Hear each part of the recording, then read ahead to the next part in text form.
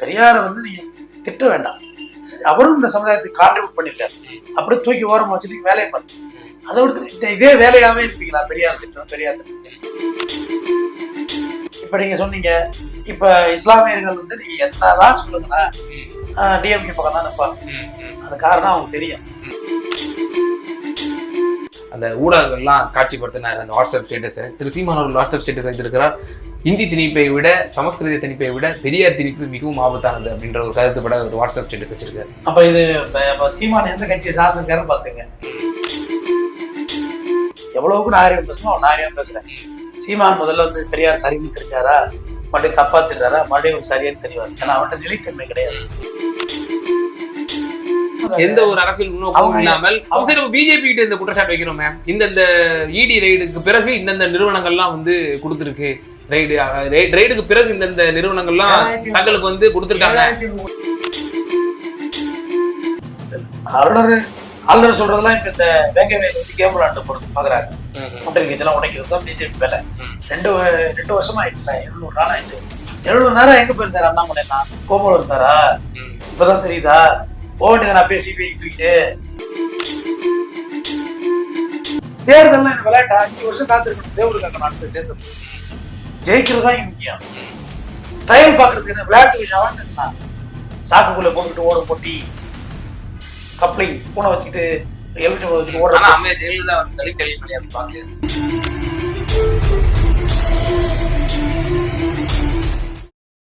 குக்கு செய்திகள் நேயர்களுக்கு அன்பு வணக்கம். இன்றைய சிறப்பு நேர்காணல் நிகழ்ச்சியில் நம்மோடு இணைந்திருக்கும் சிறப்பு இருந்தார் மூத்த வழக்கறிஞர் மரியாதைக்குரிய RS தமிழன் அவர்கள். சார் வணக்கம். வணக்கம் சார். தொடர்ச்சியா வந்து தமிழகத்துல திரு சீமான் அவர்கள் பல சர்ச்சைக்குரிய கருத்தை வந்து இல்ல சார், அவரு ஒரு தவிர்க்க முடியாத சக்தியா வளர்ந்து வந்திருக்காரு. அது ஓஞ்சி போச்சு இல்ல சார்? ஏன் சார் அப்படி ஒரு தவறான ஒரு ஒப்பீடு பண்றீங்க? இல்ல சார், நீங்க வந்து பெரியாரை சர்வலோக நிவாரணியாக இந்த மண்ணிலே வந்து புகுத்திட்டீங்க. பெரியார் மட்டும்தான் இங்க, பெரியார் இல்லாட்டி எங்களால ஒண்ணுமே பண்ணிருக்க முடியாது அப்படின்னு சொல்லி நீங்க முழுக்க முழுக்க பெரியாரை நீங்கள் வந்து முன்னிலைப்படுத்தின விளைவாக நாங்கள் எங்களுடைய முன்னோர்களுடைய அவர்கள் செய்த தொண்டுகளை, அவர்கள் செய்த சீர்திருத்தங்களை வந்து நாங்கள் மக்கள் மத்தியில கொண்டு செல்ல வேண்டிய ஒரு கட்டாயத்தில் நாங்கள் இருக்கிறோம். அதனாலதான் பெரியாரை அழிப்பதுதான் இப்ப என்னுடைய ஒரே நோக்கம் அப்படின்னு சொல்றாரு. பெரியாரும் எங்களுக்கு ஒரு மண்ணு தான் அப்படின்னு சொல்றாரு. எப்படி பாக்குறீங்க? பெரியார், நீங்க பெரியார் மண்ணுன்றீங்க, பெரியாரே ஒரு மண்ணு தான் அப்படின்றாரு.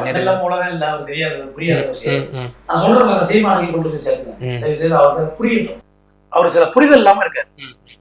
உதாரணத்துக்கு நீங்க சொன்ன மத்த எந்த நம் தலைவர்களையும் நம்ம வந்து மறுக்கல. வஉசி, கப்பலோட்டை தமிழன், அதான் வஉசி கப்பலோட்டை தமிழன், பெரிய மரு சின்ன மருது, தீரன் சின்னமலை, அழகுமுத்துக்கோன், இப்படி அண்ணல் அம்பேத்கர், இப்படி ஏகப்பட்ட லீடர்ஸ், சீனிவாசன், அப்படியே போ உள்ள சங்க இலக்கியம், திருவள்ளுவர், நம்ம எல்லாரையுமே ஏத்துக்கிறோம். ஆனா இவங்க எல்லாருமே அந்த சொசைட்டி இருந்ததை அப்படி டெஸ்ட்ராய் பண்ணாம அதுல சின்ன சின்ன திருத்தங்களை தான் கொண்டு வந்தாங்க. இது புரியுதான்னு தெரியல. சீமானுக்கும் சீமான் தம்பிகள் சின்ன சின்ன திருத்தங்களை தான் அவங்களால கொண்டு வர முடியுது. ஆனா பெரியார் ஒருத்தான் டேரியும் உடைக்க முடியுது. இன்னைக்கு சமுதாயத்துல நீங்க ஜாதிய மறுப்பு பேசலாம், மத மறுப்பு பேசலாம். அன்னைக்கு பேசியிருக்க முடியுமா? பெரியார் காலத்துல எவ்வளவு பின்னோக்கி இருந்த சூழ்நிலையில பெரியார் பேச ஒரு குற்றச்சாலி ஏறினார். மற்ற எல்லாருக்கும் இப்ப வஉசி பயங்கர பணக்காரர், மருதுபாண்டியர் பணக்கார, நான் சொன்ன லிஸ்ட் எல்லாமே பணக்காரங்க. பெரிய செல்வந்தர். அவ்வளவு பெரிய செல்வந்தர் தூக்கி விட்டுட்டு வந்து பொது அரசியல் பேச விட வீட்லயே சேர்க்கல. அவரை வீட்லயே அவ்வளவு பிரச்சனை பெரியார் இருந்துச்சு. ஏன்னா நீ என்ன அப்படி பேசிட்டு இருந்த அப்படி. அதனால அப்படி ஒரு தலைவன் வந்ததுதான் இங்க விஷயம். அதை நம்ம படம் எடுத்து ஓடாத நம்ம பேசக்கூடாது. பெரியாரை வந்து நீங்க திட்ட வேண்டாம். சரி, அவரும் இந்த சமுதாயத்துக்கு கான்ட்ரிபியூட் பண்ணிருக்காரு. அப்படியே தூக்கி ஓரமா வச்சுட்டு வேலையை பாருங்க. அதை விடுத்து இதே வேலையாவே இருப்பீங்களா? பெரியார் திட்டம் பெரியார் திட்டம் என்ன தவறு செய்திருக்காருன்னு தெரியணும்ல. இல்ல, தமிழ் சனியை மொழியிட்டோம், தமிழ் காட்டு முன்னாடி பாஷை அப்படின்னாரு. இதெல்லாம் தமிழை வந்து தொடர்ச்சியா வந்து இழிவுபடுத்தி இருக்கிறாரு. எங்க தாய்மொழி இழிவுபடுத்துறதுக்கு எப்படி நாங்க அனுமதிக்க முடியும்னு கேட்கிறாரு. தமிழ் காட்டுமிராண்டி பாஷை என்று பெரியார் பேசினாரா? பேசினார். தமிழ் சனியை மொழி எதுக்காக சொன்னார்னா, தேவ பாஷைன்னு சமஸ்கிருதத்தை சொன்னாங்க. நானே காட்டுமிராண்டி, பழைய ஆளு, மண்ணின் மைந்தன், குரங்குல இருந்து வந்த மனுஷன், முதல் மனுஷன் தான். என் மொழியே காட்டுமிராண்டி மொழி, ஓ மொழி எங்க இருந்து தேவ மொழியா வந்துச்சுன்னு கேட்கிறாரு. இருக்கு, விடுதலையில இருக்கு, எடுத்து படிங்க. எப்படி வந்துச்சு ஓ மொழி? எங்க இருந்துச்சு மொழி? என் மொழியே சிக்கல் இருக்கு, ஏகப்பட்டது. தமிழை அவர் எந்த இடத்துலயும் தப்பு நீச பாஷெல்லாம் சொல்லிட்டாருன்னு சொல்றாரு. அவர் என்ன சொன்னார்னா, தமிழ் அட்வான்ஸ் பண்ணி கொடுக்குன்னு சொன்னார். திருக்குறள் இருக்கா, அது அட்வான்ஸ் மொழிபெயர்ப்பு வந்துட்டா. இது பழைய சங்க இலக்கியங்கள் புரிஞ்சிருமா எடுத்து படிச்சாங்க?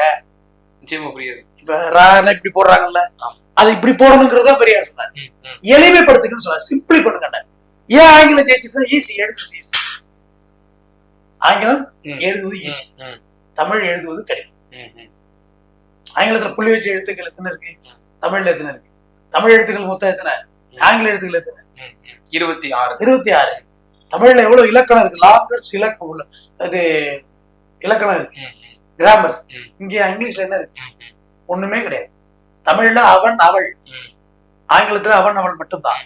ஆனா தமிழ்ல அப்படி இல்லை. அவர்கள் இப்படி வரிசையா சொல்லலாம். அது, அவங்க, வாங்க போங்கிற மரியாதை சொற்களே தமிழ்ல தான் இருக்கு. வேற எந்த மொழியில இருக்கு? வேற எந்த மொழியில இல்லையே. தமிழ்ல மட்டும்தான் அந்த வாங்க போங்க. பாரதியார் சொல்றாரு, யாமறிந்த மொழிகளிலேயே தமிழ் மொழி போன்று ஒரு சுவையான அரிதான ஒன்று இல்லை. உண்மையான விஷயம்தான். நம்மளாம் ரொம்ப ஆன்சியண்டா உள்ள ஆளுங்க, பழமையா உள்ள ஆளுங்க. 5000 வருடத்துக்கு முன்னாடி நம்ம இங்க இரும்பு பயன்படுத்திருக்கோம். இனிமையா நம்ம நாட்டுல கீழடியில் எடுக்கிறாங்க. நம்ம யாருக்கு அட்ரஸ் கீழடியில் எடுக்கிறாங்க. அதுதான் இப்போ நீங்க அவங்க பாயிண்ட்ஸ் எடுத்து கொடுக்குறீங்க தமிழ் தேசியவாதிகளுக்கு. அப்போ அவ்வளவு நாகரீகம் கொண்ட தமிழ் சமூகத்தை பெரியார் வந்ததுக்கு பிறகுதான் நம்ம வந்து தமிழ் தலை நிமிர்ந்தோம். அத வந்ததுக்கு பிறகு தான் பெரிய உரிமை கிடைச்சது அப்படின்னு சொல்றதெல்லாம் வந்து அபத்தமா இல்லையான்னு கேக்குறாங்க உங்ககிட்ட. அதாவது இங்க பல படையெடுப்புகளும் நாட்டுக்கு நடந்திருக்கு. அந்த படையெடுப்புகள் தான் ஆரிய படையெடுப்போம். 10 பேர்லாம் வந்தா கொள்ளையடிச்சா, நாட்டை பிடிச்சா ஓடிட்டான். ஆனா ஆரியர்கள் அப்படி இல்லை, விதைச்சிட்டு இங்கே இருந்தாங்க. இன்னைக்கு இங்கிலாந்து உட்காந்துருக்காங்களா, இங்க பிரிட்டிஷ்காரர் இருக்கானா? இல்ல இல்ல, ஓடிட்டால நாட்டை விட்டு. இஸ்லாமியர்கள் வந்து படையெடுத்து வந்தவங்க வந்து இன்னும் படையெடுத்துக்கிட்டே இருக்காங்களா? இல்ல இல்ல. ஆனா ஆரியர்கள் இங்கே இருந்துட்டாங்க. இருந்துகிட்டதுல சாதி தீண்டாமை இதெல்லாம் பண்ணக்கூடாதான் பெரியார் அதை உடைக்கணுங்கிறாரு. இப்ப உங்கள்கிட்ட இப்போ கூடுதலா இப்ப இன்னொரு கேள்வி வைக்கப்படுது. இப்ப ஆரியர்களாக பிராமணர்கள், பிராமணத்தை எதிர்த்து திராவிட முன்னேற்ற கழகமும் சரி, திகாவும் சரி, தொடர்ச்சியா அந்த ஆதிக்கத்தை எடுத்து நீங்க பிரச்சாரங்களை செஞ்சுட்டு வரீங்க. ஆனால் திராவிட முன்னேற்ற கழகம் 1967 ஆட்சிக்கு வருகிறது. 67 இருந்து இப்ப நம்ம 2025 வரைக்கும் இருக்கோம். எத்தனையோ வந்து சாதிய படுகொலைகள் நடக்குது, ஆணவ படுகொலைகள் நடக்குது. இவைகள் எல்லாம் பிராமணர்களால நடத்தப்படுதா அப்படிங்கிற ஒரு கேள்வி வந்து முன்வைக்கப்படுது. அப்போ ஆதிக்க சாதியினரால் இந்த எஸ்சி எஸ்டிகளுக்கு வந்து ஒரு மிகப்பெரிய ஒரு அச்சுறுத்தல் இந்த மண்ணில் வந்து அவ்வப்போது ஏற்படுவது என்பது நம்ம கண்கூடா பார்க்கிறோம். வரலாறு கீழ்வெண்மணியிலிருந்து கோகுல்ராஜ் படுகொலையை பார்க்கிறோம், மேலவளவு சம்பவம் பார்க்கிறோம், எத்தனையோ சம்பவங்கள். அப்ப இவைகள் எல்லாம் ஆதிக்க சாதியினர் தானே பண்றாங்க. இதெல்லாம் பிராமணனா வந்து உங்களுக்கு கத்திய தூக்கி வந்து வெட்ட வந்தான் அப்படிங்கிற ஒரு கேள்வி வந்து வலதுசாரிகளும் முன்வைக்கிறாங்க. விதை நான் போட்டது அப்படின்ட்டு பிராமணர் உட்கார்ந்துருக்காங்க. சாதிக்கிற விதையை உண்ணது அவங்க, அது மரமாகி தழுக்குது. ஏங்க இவ்வளவு சொன்னீங்கல்ல, இரா கோபாலேஷன் ஆயிட்டுருக்காருல்ல, கீழவெண்மணி விடுதலை ஆகிறார் ஹைகோர்ட்டு போய் சுப்ரீம் கோர்ட்டு அதை கன்ஃபார்ம் பண்ணது, விடுதலை பண்ணுது. அவரை கொன்ன ஒரு பேர் தெரியுமா உங்களுக்கு? பெரியார் கட்சி தான் கொண்டாங்க. ஆமா, கிட்டத்தட்ட 10 பேர்ல 6 பேர் திராவிடர் கழகத்துக்கு சார்ந்தவர். கம்யூனிஸ்ட் 6 பேரோட ஜாதி தெரியுமா உங்களுக்கு? தெரியாது. அவங்க ஒன்னும் இதெல்லாம் கிடையாது, பட்டியலின சமுதாயம் கிடையாது. தோழர் தியாகு, நம்மளுடைய திராவிட முன்னேற்ற கழக ஆட்சியில தான் வந்து அவர் வந்து விடுவிக்கப்பட்டார் என்பது குறிப்பிடத்தக்கம். தூக்கு தண்டனை அது எப்படி திமுக இல்ல, நம்ம முன்னெடுப்பு தானே திராவிட முன்னேற்ற. அதை வேணா சொல்லுங்க. டெல்லி கோர்ட்டையும் கட்சியெல்லாம் மிக்ஸ் பண்ணாதீங்க. போட்டு சுப்ரீம் கோர்ட் போய் விடுதலை ஆகுறாங்க. இல்ல இப்போ கோவை சிறைவாசிகளுடைய விடுதலையில திமுகவுக்கு பங்களிப்பு இல்லையா? 10 பேர் விடுதலை இருக்காங்க. தோழர் தியாகு என்ன கம்யூனிட்டி?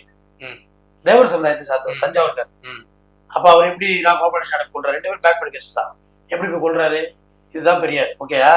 கேட்ட கேள்வி பதில் சொல்லிட்டேன். சரி, நீங்க இன்னொரு கேள்வி கேட்டீங்கல்ல, ஆணவ படுகொலை அது இதுன்னு, இது ஒரே வார்த்தையில் முடிச்சுட்டேன். இராகா கோபாலேஷன் பேக்வர்ட் கேஸ்ட் தான். பெரிய கோடீஸ்வரன் நிலச்சு வந்தார். தோழர் தியாகு. ஆனால் அந்த கீழ்வெண்மணி படுகொலையில கூட பெரியார் அவர்கள் அந்த பாதிக்கப்பட்ட 44 குடும்பம் பக்கம் நிக்கல. அவர் கம்யூனிஸ்டுகளை வந்து கடுமையா சாடினாரு அப்படின்னு கூட சொல்லப்படுது. இன்னும் சொல்ல போனா இடதுசாரி சிந்தனை உடையவர்கள் அந்த விஷயத்துல ஒரு தவறான ஒரு ஸ்டாண்ட் தான் எடுத்தாங்க அப்படின்னு சொல்றாங்களே. ஒருவேளை அவர் கோபாலகிருஷ்ணன் ஐயராக இருந்திருந்தால் பெரியார் அவர்களும் திராவிடர் கழகத்தினரும் அது வந்து ஐநா சபை வரைக்கும் அது வந்து ஒழிச்சிருக்கும் அந்த குரல் அப்படின்றாங்க. இது அப்போ அப்பட்டமான ஒரு பிராமண துவேஷம் புரட்சியை செஞ்சாங்க. போய் விடுதலை ஆகுறாங்க. சட்டத்தை கையில எடுத்து கொலை செய்வது புரட்சி உங்க பார்வையில் அது அழித்தொழிப்புன்னு சொல்லி அது வரலாறு. நீங்க அது வரலாறு எல்லாம் படிச்சாதான் தெரியும். எல்லாம் சொல்லப்படுகிறது. நம்மளா பார்த்தோம் கொண்டத அதே மாதிரி ஒத்துக்க முடியும் பொது வழியில கொண்டாங்கன்னு வழக்குகள் அவங்க மேல போடப்பட்டுச்சு, நீதிமன்றம் விடுதலை செஞ்சிருக்காங்க, அவ்வளவுதான். அதோட விட்டுங்க அந்த மேட்டரை. இப்ப நீங்க சொன்னீங்க, இப்ப இஸ்லாமியர்கள் வந்து நீங்க என்னதான் சொல்லுங்கன்னா டிஎம்கே பக்கம் தான் நிற்பாங்க. அது காரணம் அவங்க தெரியும், எப்ப வேணுமோ ஏடிஎம் கொண்டு போய் அடவு போயிட்டே இருப்பாங்க. இப்போ 4 வருஷம் இருந்தாங்க, மோடியா லேடியான்னு கேட்டு ஜெயலலிதா தூக்கி எறிஞ்சிட்டு போனாங்க. ஆனா டிஎம்கே தூக்கி எறிஞ்சிட்டு போக முடியாது. இப்ப கடந்த ஆண்டு 10 சிறைவாசிகள் கோவையில வந்து விடுதலை செய்யப்பட்டிருக்காங்கல்ல, எல்லா ஆயுள் சிறைவாசி இருந்தவங்கள. இதே 2001 திராவிட முன்னேற்றம் பிஜேபியோட கூட்டணி வைக்கும் பொழுது அந்த இஸ்லாமிய பெருமக்கள் வந்து உங்க பக்கம் இல்லையா சார்? ஆமா, ஜேஎம்ஹெச் ஆர்வம் நீங்க வந்து கலந்துனீங்க உங்க சார்பில். அந்த அவங்க வேட்பாளர்கள் எல்லாம் டெபாசிட் செஞ்சாங்களே. ஐயா, பிஜேபியோட போனா யாருக்காதான் நிலைமை, அத கலைஞரே சொல்லிட்டாரு, தேவையில்லாத வேலை நான் செஞ்சுட்டேன், தப்பு பண்ணிட்டேன் அப்படின்ட்டாரு. அதுக்கு மாதிரி போகல. ஆனா ஜெயலலிதா தோணாங்க மெரினா கூட்டத்துல, மோடியா குஜராத் மோடியா தமிழ்நாட்டு லேடியா வாடா பாத்துருங்க. நான் ஒரு முறை தப்பு, ஜெயலலிதாவை தப்பு செஞ்சாங்க ஐயா, ஜெயலலிதா கூட்டணி வச்சிருக்காங்க. ஆனா இனிமே போக மாட்டேன்னு சொன்னாங்க ஜெயலலிதா. ஆனா பழனிசாமி கொண்டு வச்சாரு கட்சியை. ஆனா கலைஞர் கட்சி சொன்னது பேர் யாராவது போறாங்களா? இன்னும் 200 எழுத்து கூட போக மாட்டாங்க பிஜேபி பின்னாடிலாம். அதை முதல்ல தெரிஞ்சுக்கிடுங்க. அந்த அளவுக்கு உறுதியா சொல்றீங்க. 200 வருஷத்துக்கு போக மாட்டாங்க. 200 எழுத்து திமுக வந்து 200 எழுத்துக்கு திமுக தலைவர்கள் இருக்கிறாங்க. அது அந்த பிரச்சனை எல்லாம் ஒண்ணும் கிடையாது. நீங்க எல்லாம் போயிட்டு பிரச்சனை பண்ணிட்டு குழப்பி விட்டு போறதுக்கு. பெரியார் அண்ணாவை வந்து அண்ணாமலை திட்டுறாங்க, அறிஞர் அண்ணாவை. ஜெயலலிதா ஊழல் தலைவின்னு சொன்னாங்க, அப்ப கூட கோபம் இல்லை பழனிசாமி. உண்மைதாங்க, ஜெயக்குமார் விட்டு கண்டதறிக்கி விட்டாரு. அந்த மாதிரி நிலையெல்லாம் திமுக இருக்காதையா. பெரியார் உண்மையிலே பெரியார் சுயமரியாதை, பெரியாரோட கருத்துக்கள்ல முரண்பாடு இருக்காங்க, இருக்கு. எல்லா கருத்துக்களும் காலத்துக்கு ஏற்ற மாதிரி முரண்பாடு வரும். அன்றைய காலகட்டங்களில் அவர் செஞ்சது பெரிய புரட்சி, மறுக்க இயலாது. மருத்துவம்னா நம்ம மனிதனுக்கு அழகே இல்லை. ஆனா அவர் தான் பேர் வரணும் வரலாற்றுன்னு அவர் எங்கேயும் மெனக்கிடது. மெனக்கிட்டு அவர் எம்எல்ஏ எம்பி ஆயிருப்பாரு ஐயா, அமைச்சர் ஆயிருப்பாரு. அவர் அதுக்கெல்லாம் ஆசைப்படலையே. அரசியலே நிக்காத ஒரு கட்சி இருக்கிறா திகா மட்டும் தான். ஏன்னா நின்னா பேர் கெட்டு போயிடும் தெரியும். கொள்கை சமரசம் செய்ய வேண்டியது வரும். நிச்சயமா கூட்டணி சேர்க்கணியா, 2 சாமி கும்பிட கட்சிக்காரன் சேர்த்துக்கலாம். நீங்களா 67 மூதறிஞர் ராஜாடி கூட்டணி இல்லையா? டிஎம்கே சொல்றீங்களா? அன்றைய காலகட்டங்கள் சொல்றேன். பெரியார் உங்களுக்கு எதிர்த்து தானே பெருந்தலைவர் காமராசர் அதுதான் சொல்றியா? அரசியல் போனா சமரசம் இருக்கணும். நான் ஒரு கட்சியை சார்ந்திருக்கேன், அதுல நிறைய நான் சமரசம் பண்ணி தான் இருக்கணும். இல்ல இதெல்லாம் சரியில்லைன்னா நம்ம வெளியே தான் வரணும். ஒரு வீடு மாதிரி, ஒரு பாலிடிக்ஸ் ஒரு வீடு மாதிரி, ஒரு ஆட்சியை பிடிக்க உள்ள 4 பேரை கூட்டணி சேர்த்து தான் அவங்க வழி கிடையாது. இதெல்லாம் ஏதாத்தாங்க இது. ஆனா அது வந்து ஓட்டர். நேற்று தினம் ஒரு வாட்ஸ்அப் ஸ்டேட்டஸ் ஒன்று வச்சிருக்காரு திரு சீமான் அவர்கள். உங்களுடைய மாணவர்கள் தலைவர் ராஜீவ்காந்தி அவர்கள் நேற்று தினம் அந்த ஊடகங்கள்லாம் காட்சிப்படுத்தினார் அந்த வாட்ஸ்அப் ஸ்டேட்டஸை. திரு சீமான் அவர்கள் வாட்ஸ்அப் ஸ்டேட்டஸ் வைத்திருக்கிறார், இந்தி திணிப்பை விட சமஸ்கிருத திணிப்பை விட பெரியார் திணிப்பு மிகவும் ஆபத்தானது அப்படின்ற ஒரு கருத்துப்பட ஒரு வாட்ஸ்அப் ஸ்டேட்டஸ் வச்சிருக்காரு. அப்ப இது சீமான் எந்த கட்சியை சார்ந்திருக்காருன்னு பாத்துங்க. தமிழர் சார். சமஸ்கிருதம் நல்ல மொழிங்கிறாரு, இந்தி ஓகே இல்ல, அது தீவிர தன்மை சொல்றாரு. பெரியார் வந்து அந்த அளவுக்கு இந்த தமிழ் சமூகத்திற்கும் இந்த தமிழர்களுக்கும் அவர் எதிராக செயல்பட்டு இருக்கிறார் அப்படின்னு சொல்லி தீவிர தன்மையை சொல்றாரு சார். ஒப்பிட்டு கட்சி ஆரம்பிச்சதே பெரியார் வச்சு தான் அவர் ஆரம்பிச்சாரு. நான் தான் சொல்றேன், இல்ல மீளாய்வு செய்யறாரு, செஞ்சுட்டு தன்னுடைய கொள்கையை மாற்றிக்கொள்ளுங்க. நான் இப்ப சொல்றேன், நான் சீமானையும் இது வரைக்கும் நான் யாரையும் உரிமையில பேசுனது கிடையாது.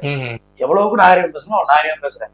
சீமான் முதல்ல வந்து பெரியார் சரின்னு தெரிஞ்சாரா, மறுபடியும் தப்பா தெரிஞ்சாரா, மறுபடியும் ஒரு சரியான்னு தெரிவார். ஏன்னா அவர்கிட்ட நிலைத்தன்மை கிடையாது. ஒரு பிலாசபியை உள்வாங்கினீங்கன்னா அந்த பிலாசபியில எந்த கான்ட்ரவர்சியும் இருக்கக்கூடாது. இப்ப பெரியார் வந்து தென்னை மரத்தை வச்சுட்டாரு அப்படின்னு சொல்றாங்க. அதுக்கான விளக்கு வந்து இந்த கல்லுண்ணாமை. நம்ம வீட்டுல தென்னை மரம் இருந்துன்னு வச்சுக்கோங்க, பெரியார் மட்டும் தென்னை மரம் வச்சிருக்காரு, நம்ம வீட்டு மரத்தை எல்லாம் தென்னங்க கட்ட கூடாதுன்னு சொல்றாருன்னு ஒரு பேச்சு வந்திருக்கிறது தான் பெரியார் அதை செஞ்சாரு. அதே எனக்கு வந்து விடுதலை படத்துல 2 பாருங்க. நான் சொன்ன இந்த கருத்துக்களை எதுவும் நான் பேசவே வேண்டியது. விடுதலை படத்துல 2 இருக்குல்ல, பாகம் 2, அதை பாருங்க. இந்த கருத்துக்கள் எல்லாமே அதுல இருக்கு. கல்யாணம் பண்ணிக்கணும்னு சொல்லுவார் விஜய் சேதுபதி.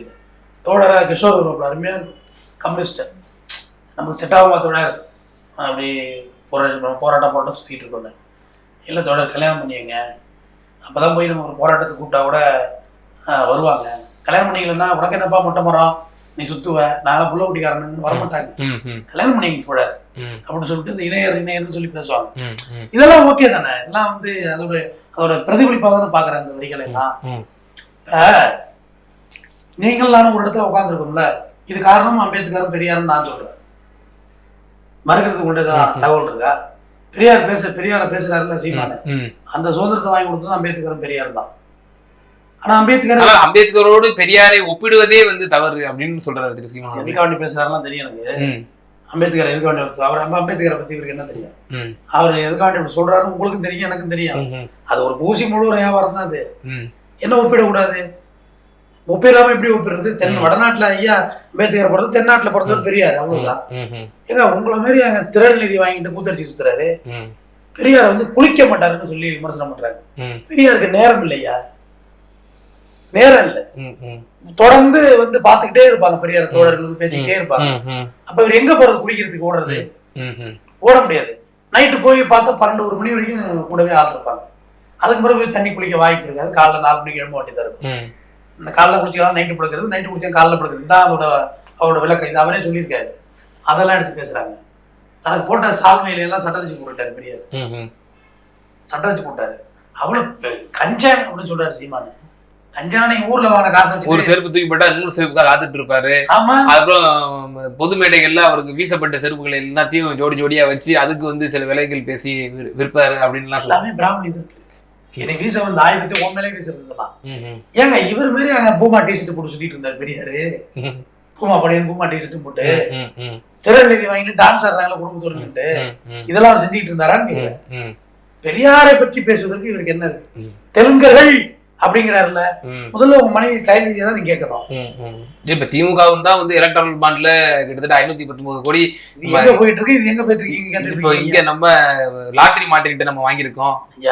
அது பாவப்பட்ட பணம் எடப்பாடியார் சுட்டி காட்டுறாரு. அந்த பணத்தை போய் வாங்கிருக்கீங்க. எடப்பாடியாரே திரள் நிதியை விட அது பரவாயில்லையா? எடப்பாடியார் திரள் நிதி பரவாயில்லையா சார்? நம்ம வந்து எலக்ட்ரல் பாண்ட்ல சூதாட்டத்துல எவ்வளவு பெண்மணிகளுடைய தாலி வந்து அதெல்லாம் அறுக்கப்படுது, எவ்வளவு வந்து வீடுகள் வந்து அதன் மூலியமா எவ்வளவு இத்தனை பணங்கள் வந்து இழக்கப்படுது ஏழை நடுத்தர குடும்பத்தால. அதை விட இது எவ்வளவு பரவாயில்லையா சார் திரள் நிதி? இதுதான் நீங்க புரிதல் இல்லாம சொல்றீங்க. சூதாட்டத்துக்கு ஆன்லைன் தடை சட்டத்துக்கு திமுக அரசு தான் மசோதா கொண்டு வந்து பண்ணாங்க. அதுக்கு பண்ண விடாம பண்றது எவ்வளவு வேலைகளை அவங்க பண்ணாங்க. யாரு மத்திய மசோதா தாக்கல் செய்றீங்க எதிராக, அது வந்துடக்கூடாது. இந்த ரம்மி வந்துருச்சுன்னா இங்க இருக்கக்கூடிய இளைஞர்கள், ஏழை நடுத்தர மக்கள் கடுமையா பாதிப்பு உள்ளாக்கப்படுகிறார்கள், சூசைட் செய்யறாங்க அப்படின்னு சொல்லி மசோதா கொண்டு வரீங்கல்ல. அப்ப எப்படி அந்த நிறுவனத்திலிருந்து நீங்க வந்து வாங்கலாம், நன்கொடை வாங்கலாம்? அங்கதான் நீங்க உங்களுக்கு அந்த எலக்ட்ரல் ஃபண்ட் விஷயம் வந்து நீதிபதி சந்திரசூட் ஐயாவோட தீர்ப்பு இருக்கு, எடுத்து படிங்க. எப்படி பண்ணிருக்காங்கன்னா மணிப்பில்ல வச்சு உள்ள கொண்டு போயிட்டாங்க சென்ட்ரல். ஆமா ஆமா. அப்ப வந்து யாரு வேணா யாருக்கு வேணா நீங்க ஸ்டேட் பேங்க்ல போய் பணத்தை கட்டலாம். அப்படி வந்து பணம். அப்ப எந்த ஒரு தெரியாம தான் வந்து திமுக வந்து வாங்கிடுச்சு அந்த இவ்வளவு பெரிய 500 கோடியை வந்து. எந்த ஒரு அரசியல் முன்னோக்கம் இல்லாமல் பிஜேபி கிட்ட இந்த குற்றச்சாட்டு வைக்கிறோமே, இந்த இடி ரெய்டுக்கு பிறகு இந்தந்த நிறுவனங்கள்லாம் வந்து கொடுத்துருக்கு. ரெய்டுக்கு பிறகு இந்த நிறுவனங்கள்லாம் தங்களுக்கு வந்து கொடுத்துருக்காங்க. 7,000 கோடி ரூபாய் வந்திருக்கீங்க. யாரும் அவங்களுக்கு பிஜேபிக்கு இது ஒன்னும் திமுக ஆட்சி ஏற்ற பிறகுலாம் அவங்களுக்கு பணம் வரல, அதுக்கு முன்னாடியே வந்துட்டு இருக்கு. அதெல்லாம் முன்னாடியே வந்துட்டு இருக்கு. ஆமா, இப்ப ஆளுங்கட்சி இல்லாதப்ப இப்படி பணம் வரும். ஏடிஎம்கே கொடுக்கல, 6 கோடி 4 கோடி வெறும் 6 கோடி அந்த எலக்ட்ரல் பாண்ட்ல நான் தரவு இருக்கு. வெறும் 6 கோடி, அதுல 4 கோடி ரூபாய் சிஎஸ்கே நிறுவனம், சென்னை சூப்பர் கிங்ஸ் இருக்கு இல்லையா, அதோட நிர்வாகம் 4 கோடி. அவ்வளவுதான் அந்த கட்சியோட சிறத்தன்மை இருக்கு, அவ்வளவுதான் கொடுத்துருக்காங்க. நம்பல. ஓஹோ, நம்பல. இந்த கட்சி அரசியல் தேராதுன்னு நம்பல. அதாவது எலக்ட்ரல் பாண்ட் விஷயம் என்ன வந்து பாவப்பட்ட பணம் தானே சார், அதான் எடப்பாடியார் சுட்டி காட்டுறாரு. அவரே பாவங்க, ஒரு தேர்தல தோத்துட்டு எங்க செய்ய தெரியாம இருக்காரு. 12 விக்ரமன் இருந்தாலும் தோனி 12 13 2026 பாருங்க, பீனிக்ஸ் பறவை போல எந்திரிச்சு வருவாரு. பீனிக்ஸ்ங்கிறது ஒரு கற்பனை பறவை, முதல்ல தெரிஞ்சுடுங்க. அப்புறம் எப்படி எங்க இருந்து எழுந்து வர்றது? பீனிக்ஸ்ங்கிறது ஒரு புனைவிட்டப்பட்ட கதை. சரி சரி, நம்ம கம்மிங் டு தி பாயிண்ட். இப்போ இன்றைய தினம் கூட ஒரு அரசு விழாவில் நம்முடைய மாண்பு முதலமைச்சர் அவர்கள் ஒரு உரையாற்றிருக்கிறார். திராவிடத்தால தான் வந்து நம்ம வந்து தலை நிமிர்ந்திருக்கோம், எல்லாமே திராவிடம், பல விஷயங்கள் பெண்ணிய உரிமையில இருந்து இடஒதுக்கீடுல இருந்து எல்லாமே வந்து திராவிடம் திராவிடம் சுட்டி காட்டுறாரு. இதுல நான் என்ன கேள்வி முன்வைக்க விரும்புறேன் அப்படின்னா, ஆளுநர் அவர்கள் வந்து நேற்று தினம் ஒரு ஸ்டேட்மெண்ட் விட்டுருந்தாரு. இன்று வரை தமிழகத்துல வந்து ஒரு தலித் வந்து முதலமைச்சர் ஆக்க முடியல அப்படின்ற ஒரு விஷயத்த அவர் மேற்கோள் காட்டியிருந்தார். இதே விவகாரத்தை திருமாவளவன் அவர்களும் உங்களுடைய கூட்டணி கட்சி தலைவரான திருமாவளவன் அவர்களும் ஒரு சில மாதங்களுக்கு முன்னதாக அவரும் வைத்திருந்தார். நாம சொல்றோம் திராவிட மாடல், இந்த இந்தியாவுக்கே ஒரு முன்மாதிரியான மாடல் அப்படின்னு நம்ம சொல்றோம், சமூக நீதி மாடல் அப்படின்னு சொல்றோம். ஆனால் இந்த மாநிலத்திலே இதுவரை ஒரு ஒடுக்கப்பட்ட ஒரு விளிம்பு நிலை சார்ந்த ஒருவர் கூட இந்த நாட்டை ஆளவில்லையே அப்படிங்கிற ஒரு கேள்வி வந்து இங்க முன்வைக்கப்படும். ஆளுநர் சொல்றதெல்லாம் இப்ப இந்த வேங்கவேல் வச்சு கேம் விளையாண்டு போறது பாக்குறாங்க. கூட்டணி கட்சியெல்லாம் உடைக்கிறது தான் பிஜேபி வேலை. 2 வருஷமா ஆயிட்டுல, 700 நாள் ஆயிட்டு.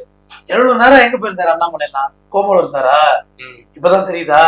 போக வேண்டியதை நான் பேசி தூக்கிட்டு சிபிஐக்கு போனா கடப்புல போட்டுருவாங்க. ஆளுநர் முந்தா நாள் வந்து முந்தா நாள் 26 ஞாயிற்றுக்கிழமை வந்து பேசினாரு. உரையை கேட்டீங்களா? கேட்டி குட்டி அது பேசுற இடமா அது? தமிழ்நாடு அரசு கல்வியில சரியில்லை, அரசு முதலீடுகள் வந்து இங்க வர அரசு பள்ளியில மாணவர்கள் சரியா படிக்க பண்றாங்க, இதெல்லாம் பேசுற இடமாங்க.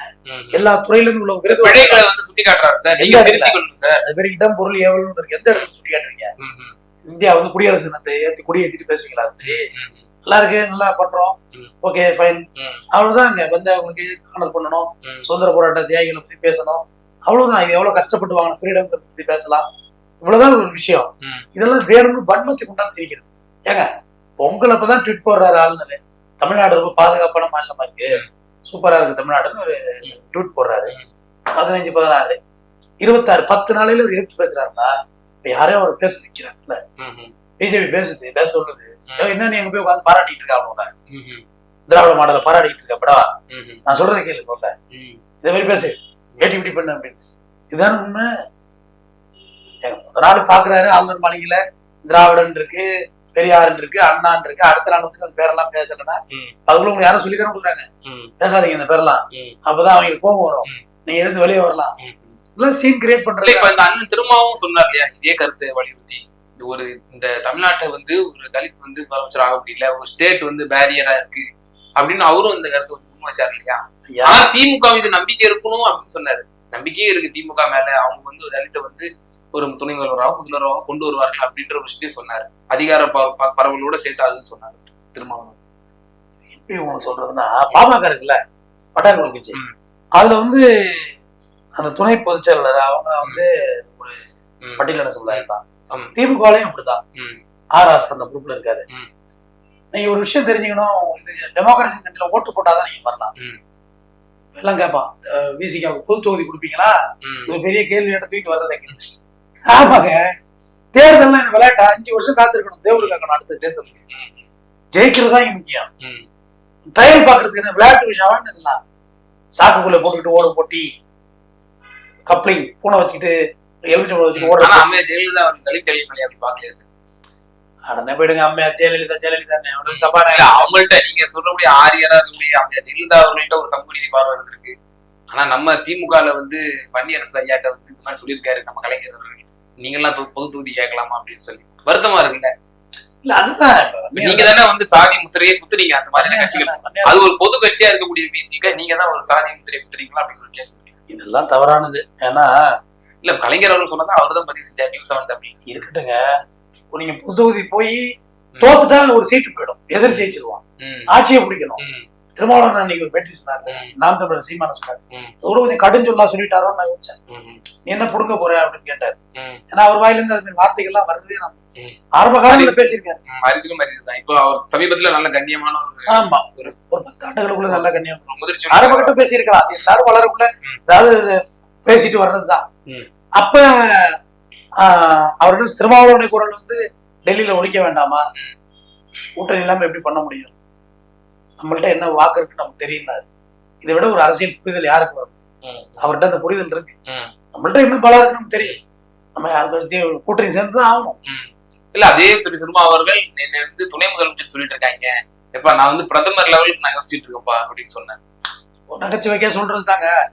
அப்படியெல்லாம் யாருக்கும் இங்க அப்படியெல்லாம் வாய்ப்புகளே இல்ல, எந்த கட்சியிலயும் வாய்ப்புகள் இல்லைங்க. ஏங்க எம்ஜிஆர் பிபி சிங் வந்தாரு மாதிரியா ஒரு சமூக நீதி ஆட்சி தந்தாரு, ஓடி போய் நீங்க ஜனசங்க ஆட்சியில போய் நீங்க வந்து நல்லது தானே, மோடி தான் பிரதமர் இருக்கணுமா, தொல் திருமாவளவன் இருக்க கூடாதா? தமிழ்நாட்டுக்கு முதலமைச்சர் ஆக்குவீங்களா ஒரு தலித்தைன்னு கேட்க வேண்டிய ஆள் இருக்கு. இந்தியாவுக்கு நான் ஒரு பட்டியலின சமுதாயத்தில் உள்ள மாபெரும் தலைவனா பொது தலைவனா அண்ணன் தொல் திருமாவளவன் பிரதமர் ஆயிட்டு போட்ட உங்களுக்கு தான் வலிக்குது. ஆமா சார், இது நம்ம நாட்டை ஆளக்கூடிய திருநாட்டை ஆளக்கூடிய மோடி அவர்கள் ஒரு ஓபிசி, அவரை வந்து எப்படி எல்லாம் வந்து மணிசங்கர் ஐயா பேசினாருன்னு சொல்லி நான் ஓபனா மைக்ல பேச முடியாது. நான் அந்த அளவுக்கு பேசியிருக்காரு உங்க காங்கிரஸ் கட்சியினுடைய மூத்த தலைவர் மணிசங்கர் ஐயர் அவர்கள். நம்ம மோடி அவர்கள் 10 ஆண்டுகளும் ஒரு ஓபிசி ஆண்டா ஒரு சமூக நீதி நிலைநாட்டப்பட்டிருக்கு இல்லைங்க. அதான் சொல்றேன், அது மாதிரி தொல் திருமாவளவன் ஆண்டுட்டா ஒழுங்க, அது ஒன்றும் தப்பு கிடையாது. இல்ல அவருக்கு தகுதி இருக்கு, படிப்பு இருக்கு, கல்வி இருக்கு, சமூக பத்தியான பார்வை இருக்கு, தனி மனித மரியாதை இருக்கு, சுயமரியாதை இருக்கு, திருமணம் பண்ணிக்கல, வாழ்க்கை டெடிகேட்டிவா எனக்கு தெரிஞ்சு மாபெரும் பட்டியலின தலைவனாக தொல் திருமாவளவன் மட்டும் தான் மின்னுகிறார். வாழ்க்கையை தியாகம் மட்டும் கவர்மெண்ட் வேலை தூக்கி யாருக்கு வருவா? முதல் தலைமுறை வேலைக்கு போறாரு, அவர் தான் போறாரு. அவங்க அப்பா போல, அவங்க அக்கா போல, அவர் தான் போறாரு. அவங்க அம்மா போல, அம்மாவோட கூலி வேலை இன்னைக்கும் அப்படிதான் வச்சிருக்காரு. அவர் குடும்பத்தை எல்லாம் மெட்ராஸ் கூட சந்தோஷமான வாழ்க்கை வாழ்ந்தவர். அவர் நினைச்சிருந்தா கல்யாணம் பண்ணிருக்கலாம். 60 வயசாகி போச்சு, எங்க கல்யாணம் பண்றது? அவரு கூட முக்தார் கேட்டாரு. முக்தார் கேட்டதுக்குலாம் பெருசார் ஏறி வர ஒருத்தர் மைக்கெல்லாம் கைட்டு எழுதி போட்டுருவாங்க. கடைசி வரைக்குமே பதில் அளித்தார். எந்த கேள்விக்கும் அவர் வந்து மத்தவங்கள்ட்ட கேக்குற மாதிரி கிடுக்குப்பிடி கேள்வியோட நக்கல் நையாண்டியோட சார் அந்த துணியிலேயே கேக்குறாரு. அப்படிதான் கேட்டாரு. கேள்விகளை சொல்லட்டுமா? ஒரு நடிகை பேரை சொல்லியே கேட்டாரு. அது கூட ஒரு டேக் இட் ஈஸியா ஆன்சர் பண்ணாருங்க. ரொம்ப சில்ல ஆன்சர் பண்ணாரு. திருமணம் பண்ணி சொல்ல உள்ள இது வரைக்கும் எனக்கு தோணல அப்படின்னு. உங்களுக்காண்டி இல்லைனாலும் உங்களை ஃபாலோ பண்றவங்களுக்காக நீங்க கல்யாணம் பண்ணிக்கிறாரு. சரி பார்க்கலாம் அப்படின்னாரு. அவர் பண்ணிக்க மாட்டாரு. அவரோட குணம் அதுதான். அதனால நீங்கள் தொல் திருமாவளவனை வந்து காரணம் பண்ணி அவமானப்படுத்தணுங்கிற நோக்கத்திலேயே இங்க ஒரு சில பேர் சுத்திக்கிட்டு இருக்காங்க. அவர் பொது தொகுதி கொடுத்துருவியா, அவர் தலித் இல்லையா, அப்படியா இப்படியான்னு. அதெல்லாம் இங்க ஒண்ணும் இல்லை. அவர் ஒரு சமகாலத்தில் சமூக நீதி தலைவர். நன்றி. பல்வேறு விவகாரங்கள்ல நேர்களுக்கு ரொம்ப தெளிவாக விளக்கி